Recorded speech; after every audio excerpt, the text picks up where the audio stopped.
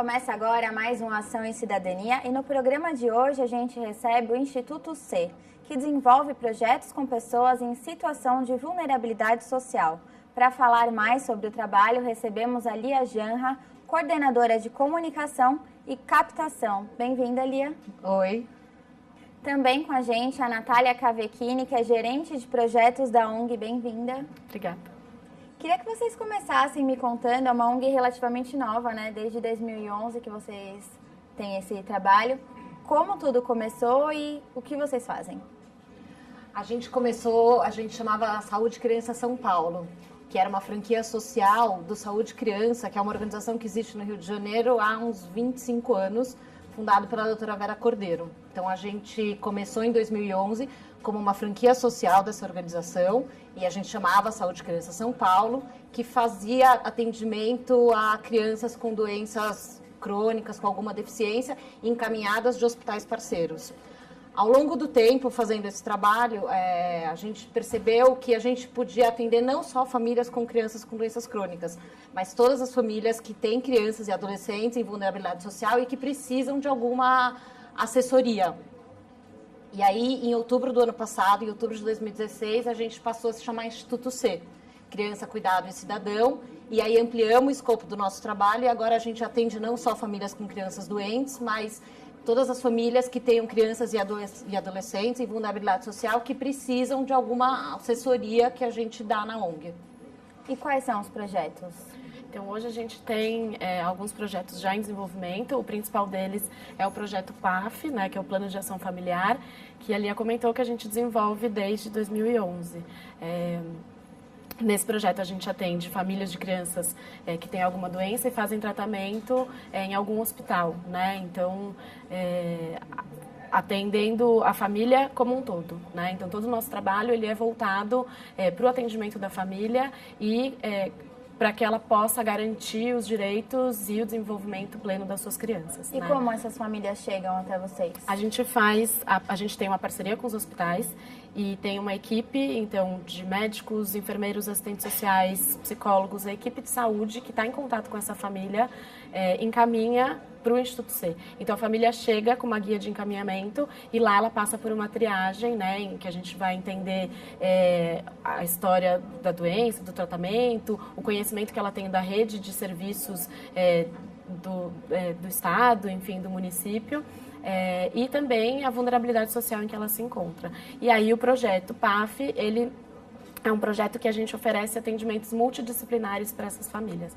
Né? Então, a gente atende em 5 áreas principais, que são assistência básica, cidadania, educação, geração de renda e moradia. Então, hoje a gente está atendendo 160 famílias por mês, né, nesse projeto. Então, é hoje o nosso maior projeto, mas a gente também está já desenvolvendo outros, né, que são o Primeira Infância. É um projeto que a gente atende famílias de crianças também, o corte é sempre pela vulnerabilidade, né? Entendendo que essas famílias já têm dificuldade de acessar os seus direitos e de ter conhecimento dos seus direitos e de ter garantido, né, renda, educação, saúde, que é super importante para o desenvolvimento de uma criança e da família como um todo. E também o Primeira Infância ele atua na faixa etária de 0 a 6 anos, porque a gente entende a importância dessa faixa etária para o desenvolvimento de uma criança. Né? Então, de 0 a 6 anos, a gente tem conquistas importantes que, se não forem atingidas nessa fase, depois é muito mais difícil. Né? Então, esse projeto tem um atendimento específico, né, de uma nutricionista e uma psicóloga que vão verificar os sinais de risco ao desenvolvimento das crianças e fazer intervenções e encaminhamentos também para a rede de assistência do município, da rede de cada uma dessas famílias. Né? E tem os outros 2 projetos. Tem o projeto Ateliê C, que a gente chama, que é um projeto que a gente... as famílias que são atendidas pela organização, se elas têm alguma habilidade de artesanato, ou mesmo se não tem, a gente dá essa capacitação para desenvolver artesanato. Então, a gente desenvolve artesanatos com essas famílias. Elas fazem produto, a gente desenvolve o produto, elas fazem o produto, a gente compra o produto delas e depois vende os produtos em bazares, em empresas. Então, a nossa responsabilidade de vender os produtos que elas fazem, mas elas acabam tendo a possibilidade de ter uma renda para fazer e poder fazer em casa, né? Que para essas famílias é muito importante, porque muitas vezes a criança está doente, está internada, elas acabam não tendo... Não consegue ter um emprego fixo, né? Então essa possibilidade de renda extra é muito importante. Tem também um outro projeto que chama Educação em Rede, que a gente está desenvolvendo parcerias com as escolas da região. Então a gente está nesse momento de desenvolver parcerias com as escolas da região para elas encaminharem alunos com alguma dificuldade, alguma questão, e aí a gente também pode ajudar nesse sentido. E você falou escolas da região, mas vocês atendem crianças de São Paulo inteiro? A gente atende famílias de São Paulo inteiro. Na verdade, nesse projeto em específico, a gente está começando ele em parceria com escolas da região, mas os outros projetos, como a gente atende crianças com alguma doença crônica, e são crianças que geralmente são encaminhadas para hospitais de alta complexidade, que aí atende todas as regiões de São Paulo. Então, a gente não atende famílias de regiões específicas da cidade, mas sim essas famílias que vão para esses hospitais de alta complexidade. Então, acaba que a gente atende famílias de São Paulo, da Grande São Paulo mesmo. E vocês comentaram também que tem muitas famílias que não têm acesso à informação, não conhecem os direitos, e é, inclusive, uma das funções do Instituto C. Por que elas não têm informações? Por que não chegam até elas? Eu acho que essa é uma pergunta muito difícil, assim, né? Acho que tem várias razões para que uma família não tenha o conhecimento, né? Seja baixa escolaridade, né? Então a gente tem famílias em vulnerabilidade social que já não têm acesso aos serviços, enfim, do que ela poderia garantir. E porque elas já vivenciam um ciclo que se repete, né, nas gerações. Então, a gente tem famílias que vêm de gerações muito pobres, muito vulneráveis e que nunca... sei lá, ouviram falar de um tipo de documento, para que ele serve, né? Ou, por exemplo, quando a gente fala o CRAS, né? É uma sigla que para elas, às vezes, é falar, sei lá, grego, assim, né? Então, como é que a gente vai orientando cada uma das famílias para que ela entenda qual que é a demanda que ela tem, então, qual é o problema que ela precisa resolver e quem é que pode resolver isso. Então, que a gente possa fortalecer a política pública que está aí para o cidadão utilizar, né? Então, o nosso trabalho, ele muitas vezes é de uma ponte, assim, a gente vai costurando redes, né? Então, tem uma outra dificuldade que a gente enfrenta muito, que, por exemplo, a família, ela é uma só, né? Então, muitas vezes ela tem uma questão de saúde, então tem uma criança que faz um tratamento no hospital, mas ela também precisa de moradia, de educação, da assistência social, né? E o quanto que cada uma dessas secretarias, cada um dos serviços de cada uma dessas áreas se conversa pouco, né? Então, a gente vai fazendo uma conversa e uma costura, na verdade, para que todos os serviços possam convergir para o atendimento dessa família, porque a família é única, né? Então, a gente trabalha entendendo a potência de cada uma das famílias e, na verdade, no protagonismo, né? Porque não adianta nada a gente fazer um trabalho para que a família fique dependente da instituição, né? O que a gente busca é autonomia e que ela possa se empoderar e ter conhecimento. Então, tendo conhecimento, ela consegue garantir muito mais coisas, né? E até multiplicar esse conhecimento que ela adquiriu e que, enfim, muitas vezes está aí, mas não fácil acesso para todo mundo, né? Acho que, complementando o que a Natália falou, a família entra muitas vezes por causa da doença da criança, mas a gente faz esse trabalho de... Descobrem outros problemas dentro dessa família. Então, a gente faz um trabalho com a família inteira, né? Não só com a criança doente, mas com a mãe, com o pai, com o tio, com a avó, né? Com as pessoas que fazem parte desse núcleo central da vida dessa criança. Porque, muitas vezes, essa doença acaba, sim, impactando a família inteira, né? Acho que a gente entende, né? Na questão da doença, o quanto que para qualquer pessoa, né, uma doença ela impacta e ela traz uma crise. O diagnóstico mexe, né, com a família. Exatamente. O diagnóstico de uma doença crônica. Exatamente. Então, como é que a gente faz para garantir que essas famílias em vulnerabilidade social elas consigam garantir o tratamento de saúde e, ao mesmo tempo, questões como geração de renda, moradia adequada, né, acesso à educação de qualidade, enfim, tudo isso que para todos nós é super importante. Como funciona a alta médica?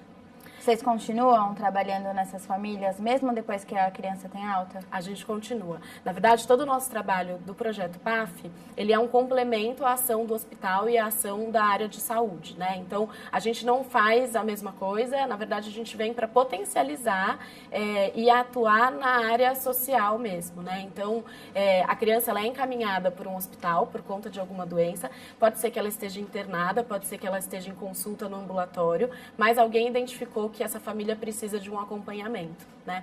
E aí, uma vez que ela é encaminhada, ela vira nossa família atendida, né? E o ciclo de atendimento dela, hoje, em média, 24 meses ela fica com a gente. Então, são 2 anos de acompanhamento muito próximo de cada uma das famílias que a gente faz. Então, independe, né? A gente visa, né? A gente busca a melhora do estado de saúde das crianças e da sua família como um todo. Então, mas independe. vai muito além disso também, Vai né? muito além disso. Então, se ela estava internada e não está mais, para a gente independe, porque a gente vai acompanhar a família e a situação dela, né? A gente vai continuar comentando dos projetos, mas agora vamos para um rápido intervalo e já voltamos com Ação e Cidadania.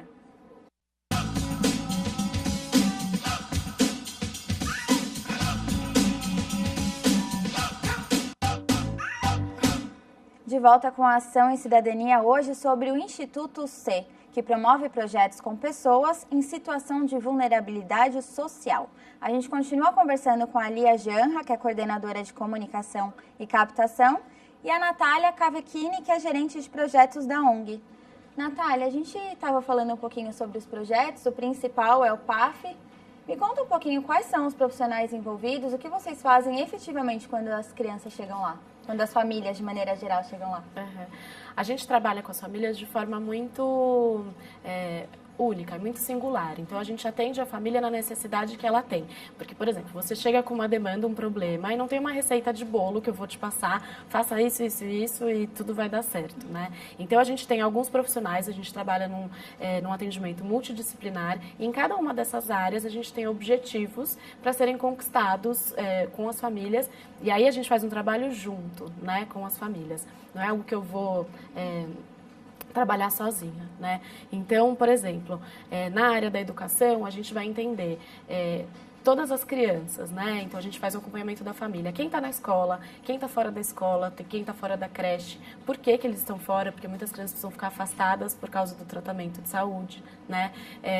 E, ao mesmo tempo, além de buscar ajudar na vaga da escola, na transferência, enfim, a gente também faz uma ponte de como é que essa criança está aproveitando e como que está o desempenho escolar dessa criança, né? O aprendizado, enfim. É inevitável, né, que a doença também mexa com essa questão. Sim, e muitas vezes é o irmão que vai apresentar alguma questão de aprendizagem porque ele está vendo que tem algum abalo na família e a dinâmica familiar mudou por conta da internação. A mãe também às vezes deixa de dar atenção para esse irmão porque tem que voltar toda a atenção. Exatamente. E aí, muitas vezes, o primeiro lugar que a criança vai manifestar alguma questão é na escola, né? Então, a gente faz a ponte, né, de entender com essa escola como é que está o desenvolvimento das crianças, de todas elas, e também ajudar, né, com alguma estratégia junto com a família. E muitas vezes a gente faz reuniões nas escolas para ajudar a entender a situação e também trazer informações que a escola muitas vezes não tem,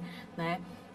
Isso na área de educação, né? A gente tem também, por exemplo, uma nutricionista que trabalha a questão da alimentação saudável, né? Então, muitas crianças com diagnósticos, elas têm restrições alimentares, né? Então, a gente vai trabalhar a importância da alimentação saudável e a evolução do estado nutricional, né, de cada uma das crianças e da família inteira, e também poder pensar, um desafio hoje da nutrição como oferecer uma alimentação saudável com poucos recursos financeiros, né? Porque é um desafio, é muito mais fácil você comprar bolacha recheada, miojo, ou enfim, do que... Você comprar legumes, verduras, frutas. Exatamente, também é cultural, né? Uma questão, como é que a gente faz essa conscientização, né? E como é que a gente ajuda as famílias a chegarem nesse consumo saudável e também entender as limitações e as restrições que o diagnóstico impõe, né? Na área da cidadania tem toda a questão de orientação quanto à documentação, a importância da documentação para a família toda, da atualização dessa documentação, os benefícios sociais que a família pode ter direito ou não, né? Então, a gente não faz, né? A gente não dá o benefício, mas muitas vezes a gente orienta e direciona a família para aquilo que ela pode ter direito, né? Também algumas questões de articulação de rede. Então, quais são os serviços que ela pode procurar, né? E fazer o contato com essas instituições para discutir os casos, né? E como é que a gente potencializa a ação de cada um dos lugares, né? Também a questão da moradia, então a gente faz visitas domiciliares, né, os assistentes sociais, para entender qual que é a situação da moradia da casa. Muitas vezes a situação de moradia impacta diretamente na saúde da criança e da família como um todo, né. Na psicologia, a mesma coisa, né, a gente não faz a terapia psicológica em si, né, porque o nosso atendimento ele é mensal, a família vai uma vez por mês ao Instituto C para ser atendida por todos esses profissionais. Então, a nossa meta na psicologia não é que todo mundo saia sem problemas na vida, porque isso acho que é impossível, né? Mas é muito mais como é que a gente... Se você tiver essa fórmula, já espalha por aí. Exatamente. Mas como é que a gente ajuda a família a entender quais são as questões envolvidas, quais são os problemas e como é que ela pode lidar com isso, né? Então, melhorar a comunicação, ela poder compreender o diagnóstico, porque isso impacta muitas vezes, né? Muitas famílias têm dificuldade de entender o que a criança tem e daí não seguir o tratamento, ou então tem dificuldade de lidar com isso, né? Então, nega a doença, meu filho não tem nada, né? E aí isso também impacta. Enfim, milhões de questões. E também tem a área de geração de renda, né? A gente faz não só encaminhamentos para vagas de emprego, auxílio na elaboração de currículo, encaminhamento para cursos profissionalizantes, quando a família consegue, tem algum adulto que pode trabalhar ou pode fazer algum curso, a gente faz, mas também a gente tem um auxílio na conscientização da importância do planejamento financeiro. Então, as famílias, elas têm uma planilha de planejamento financeiro e aí tem um técnico e um voluntário sempre que acompanha com ela. Quanto ela ganha, quanto ela gasta, como ela ganha, como ela gasta, porque isso também é muito importante, né? Uma vez que ela entenda de onde que vem a renda e como é que ela pode utilizar essa renda de forma mais eficaz, isso dá autonomia e também ela pode pensar quais são as estratégias que ela precisa fazer, né? Seja um benefício a mais ou uma geração de renda por outra via, enfim. Então, a área de renda vai atuar também nisso tudo. E, ao final do atendimento, a gente tem um kit de benefícios, né? Que a gente chama de benefícios emergenciais. Então, todos os meses a gente oferece para as famílias alguns itens, né? Como cesta básica, fralda, leite especial e remédios não fornecidos pelo SUS. Isso é avaliado conforme disponibilidade, né? Que a gente tenha na organização e também com a necessidade de cada família, né? Porque se a gente está falando em autonomia, o benefício também vai diminuindo conforme ela vai se estabilizando, conforme a família vai ganhando autonomia e vai conseguindo se estruturar para isso. Que é a diferença que a gente sempre discute entre assistência, que a gente precisa dar e precisa ajudar as famílias em vulnerabilidade nesse momento, e o assistencialismo, né, que é garantir essa perpetuação de sempre ficar nesse lugar de ajuda, de auxílio, e que não é o lado que a gente atua, né. Lia, após esses 24 meses, que é mais ou menos a média, né, que as famílias permanecem com vocês, você percebe que elas já têm essa autonomia que vocês tanto buscam? Eu acho que é bem impressionante, assim, acompanhar as famílias quando elas chegam e é isso, super desestruturadas, acabaram de receber uma notícia que elas muitas vezes não conseguem lidar, não entendem essa notícia da doença, né? E ao final do atendimento, quando as famílias encerram esse ciclo, e é muito claro porque você vê na fisionomia, né, das mães e das crianças, assim, uma leveza e um ar de assim, ok, agora eu sei pelo menos para onde andar, né? Elas já têm mais consciência do que lhes é de direito e de onde consegui-los e de como fazer mesmo, né? A diferença é nítida, assim, quando as famílias saem. É de autoestima, assim, você percebe mesmo na cara delas, assim, a diferença. É muito gratificante. E quais são as situações mais difíceis que vocês têm que lidar no dia a dia lá? São muitas, né? Acho que a primeira que me vem na cabeça é o falecimento de alguma criança, né? Porque eu acho que a gente está lidando com situações de saúde complicadas e isso é uma dificuldade do ser humano, né? Lidar com a morte, o que a gente faz com isso, né? Então, essas situações impactam a equipe de funcionários voluntários, as famílias, sempre, assim, não tem como não, né? Enfim, acho que tem outras também, né? Quando você vê que a família mora num barraco de madeira, não tem como trabalhar, são crianças muito pequenas, não têm acesso à creche, consegue um benefício, mas às vezes isso é muito pouco para garantir tudo que ela precisa para dar conta. É uma mulher sozinha, que não tem uma rede de apoio de pessoas, instituições que podem ajudar. A gente também fica impotente. Como é que a gente consegue articular Qualquer essa coisa rede? que vocês pensam, não tem como, por exemplo, tratamento psicológico às vezes não é tão importante quanto que ela precisa de emergência, assim, né? Exato. Não adianta você oferecer um emprego, porque é o que você falou, as crianças pequenas não têm com quem ficar, não tem vaga na creche. Vocês caem numa situação muito... E acho que não sei se é uma situação difícil necessariamente, mas a gente tem recebido bastante imigrante, né? E que também tem uma dificuldade, né? Desde a dificuldade de entender como o país funciona, como a cidade funciona, mas essa pessoa que chega e é tudo muito estranho, né? Então, não é que é uma situação difícil de olhar, mas nossa, essa pessoa precisa de muita ajuda também, né? E muitas vezes é isso, também com uma criança doente, então é uma situação delicada. E tem uma sede da ONG, onde fica essa sede, o que tem lá? A gente está no bairro de Santa Cecília, então a gente tem uma sede que a gente faz esses atendimentos mensais, que é perto de um dos hospitais parceiros, então por isso que a gente está lá também, porque as famílias vão muito para o hospital e aí já estão acostumadas a frequentar a nossa sede, e aí a gente faz os atendimentos lá. Então, o administrativo é lá, o atendimento às famílias é lá, e é isso. E como que a ONG se mantém financeiramente? Para vocês conseguirem todos esses projetos, A gente tem diversos tipos de parceria, a gente tenta diversificar nossa captação o máximo possível. Então, a gente tem parcerias com empresas, então empresas privadas que apoiam a gente, apoiam os nossos projetos.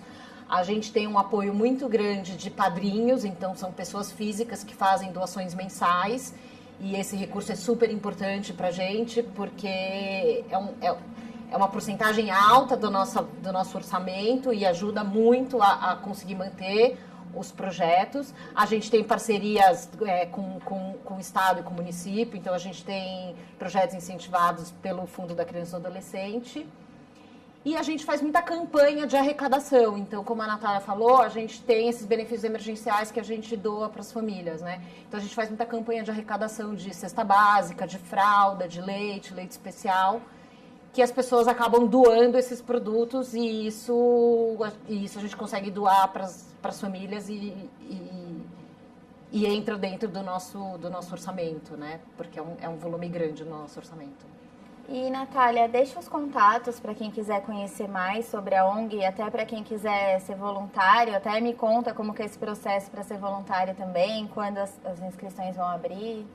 A gente tem reuniões, né, geralmente mensais, algumas vezes bimestrais, para apresentação do projeto e para a entrada de novos voluntários. Então, o que você precisa fazer é mandar um e-mail para o contato, né, contato@institutoc.org.br. A gente tem um e-mail específico para voluntários, que é voluntario@institutoc.org.br. E tem o nosso telefone também, né, 3459-1885. Queria agradecer muito a participação de vocês. Obrigada, Natália. Obrigada a você. Obrigada, Lia. Obrigada a você. E boa sorte aí no projeto. E obrigada também a você que nos acompanhou em mais uma Ação e Cidadania. Até a semana que vem. TV Câmara São Paulo, informação para a cidadania.